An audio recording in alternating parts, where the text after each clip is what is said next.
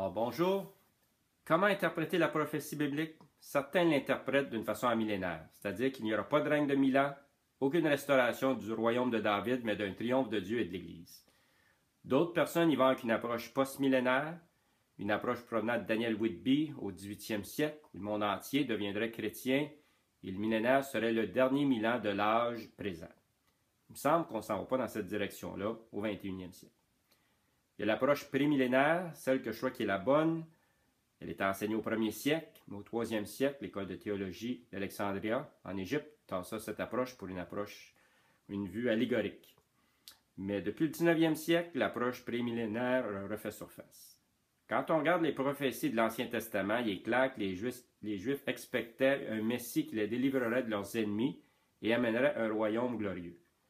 L'entente de Dieu avec Abraham dans la Genèse indique clairement que Dieu va faire en sorte qu'un jour les Juifs vivront en paix sur leur terre ancestrale. Cette promesse de Dieu n'était pas conditionnelle. Alors, en mai 48, Israël est devenu un pays et le casse-tête prophétique commençait à se former de plus en plus. Dieu doit garder sa promesse. À la prochaine.